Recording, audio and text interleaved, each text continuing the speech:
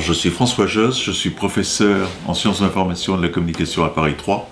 Je dirige le laboratoire communication, information, médias et je dirige aussi le centre d'études sur les images et les sons médiatiques qui est une équipe du laboratoire que j'ai fondé il y a une vingtaine d'années.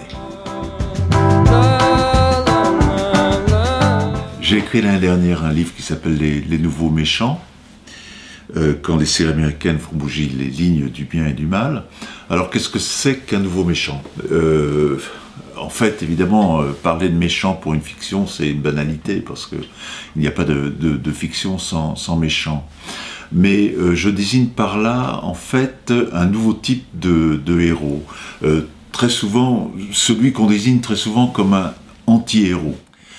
Alors, je parle de nouveaux méchants et pas d'anti-héros, parce que le terme d'anti-héros que j'ai souvent rencontré dans les mémoires des étudiants, justement, je ne le trouve pas adéquat pour plusieurs raisons.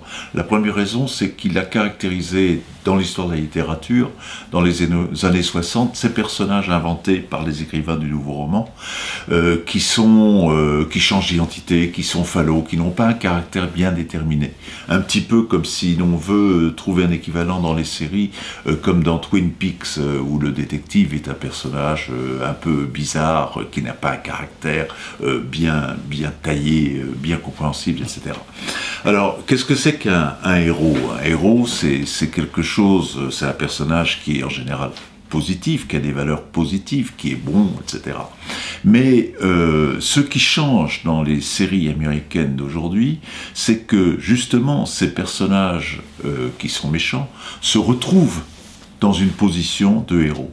Ils ne sont pas des personnages positifs, mais en revanche, ils sont à la place du héros, c'est-à-dire que c'est eux qui poursuivent la quête principale et c'est autour d'eux que va se construire l'histoire. Donc c'est la raison pour laquelle je préfère éviter ce terme d'anti-héros.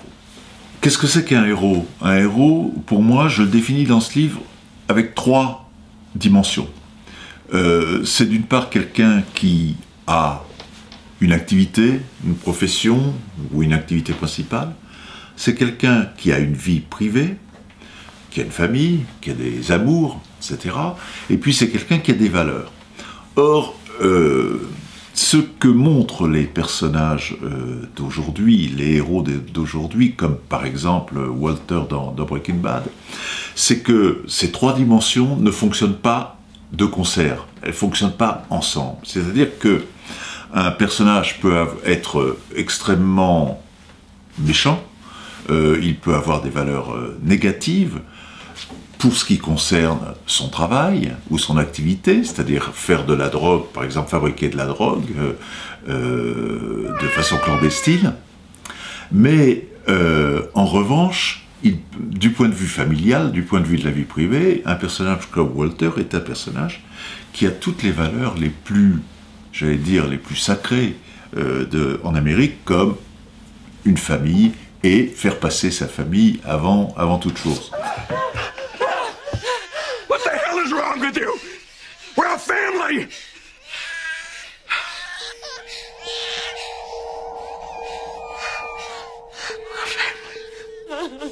Donc, ce qui fait que ces personnages sont beaucoup plus complexes que, disons, par exemple, les héroïnes des séries comme Julie Lescaut ou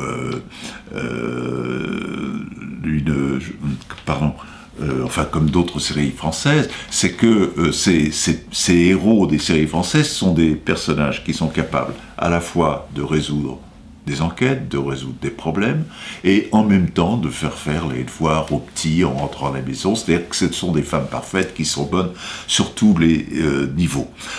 Or, Walter, justement, il y a des différences fondamentales entre la vie, l'activité qu'il a pendant toutes les 5 saisons de Breaking Bad, et les sentiments qu'il a pour sa famille. C'est-à-dire que si c'est une sorte de truand absolu.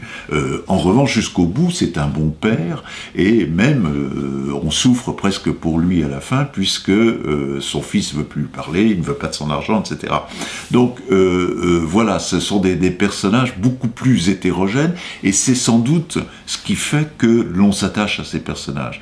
C'est-à-dire que souvent on simplifie un peu les choses en disant mais comment on peut s'attacher à un méchant aussi méchant que ça. Mais en fait, c'est parce qu'il n'est pas méchant sur tous les plans.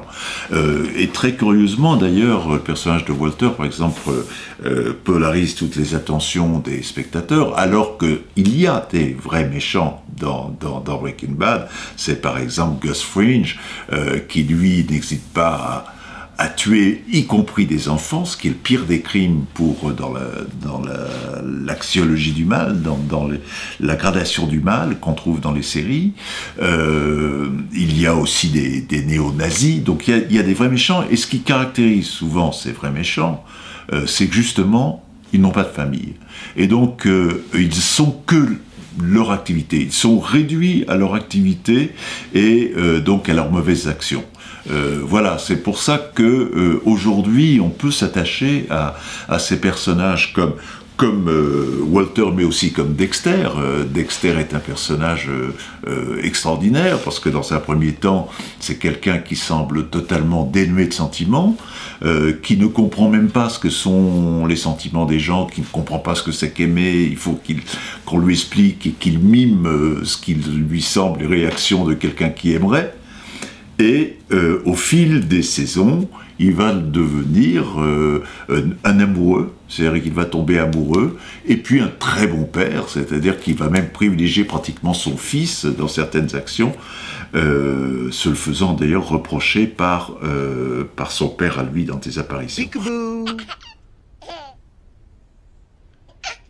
Bye bye, Daddy. Peekaboo. Thank you. Donc, on voit aussi que ce personnage, si vous voulez, qui tue sans arrêt, est un personnage, finalement, qui, par ailleurs, est sympathique. Hein. Donc, il y a cette... et en revanche, il se bat contre son frère, il se bat contre d'autres, qui sont des gens qui n'hésitent pas à tuer ou à menacer des gens de leur famille. Le tueur du camion réfrigérateur, je ne sais plus comment on dit, essaye de tuer sa sœur, et à la fin, un autre très méchant essaye de tuer sa mère, Charlotte Rampling. Donc on voit bien que les très méchants sont des gens qui du coup sont monolithiques, non plus ces trois dimensions dont je parlais tout à l'heure. Alors une autre dimension de ces nouveaux méchants, c'est que ils deviennent méchants la plupart du temps. C'est-à-dire qu'ils ne sont pas nés méchants comme, disons, certains personnages des comédies de Molière dont on ne se demande pas s'ils ont un jour, s'ils n'ont pas été avares ou pas malades, on ne les connaît que comme avares ou comme malades imaginaires. Là, ils deviennent méchants. Et s'ils deviennent méchants, en fait, dans beaucoup de séries, c'est parce que la société ne fonctionne plus comme elle devrait fonctionner. C'est-à-dire que les institutions ne fonctionnent plus très bien. On le voit aussi bien dans The Wire que dans Dexter, que dans Breaking Bad. C'est-à-dire qu'à un moment, ces héros considèrent que la justice ne fait plus son travail, considèrent que se faire soigner c'est trop cher et que ça n'est pas possible, ça coûte une fortune, ou considèrent que toutes les institutions ne sont plus crédibles comme dans The Wire. Et donc c'est pour, pour remédier à ces défauts de la société, des institutions, que ces personnages font quelque chose. Donc d'une certaine façon, Dexter est un justicier et son comportement nous choque parce que ça se passe aujourd'hui à Miami, mais il ne fait rien de plus ou rien de moins que les justiciers du Far West qui tuaient un nombre de dizaines de personnes sans passer jamais devant une cour, parce qu'on considérait que finalement il faisait quelque chose pour la société qui était utile. Et donc là, on arrive à une conception du personnage qui se détermine plus en fonction d'un bon et d'un mauvais qui est déontologique, c'est-à-dire dont on peut dire a priori voilà ce qui est bien, voilà ce qui est mal, mais c'est en fonction de l'utilité dans la société que leur héroïsme se définit. C'est-à-dire que d'une certaine façon, Dexter est quelqu'un qui débarrasse la société de gens qui tuent des innocents, et donc il paraît, pour certains, utile. Hein. On est donc dans ce qu'on appelle l'utilitarisme qui s'oppose à la morale judéo-chrétienne ou la morale kantienne.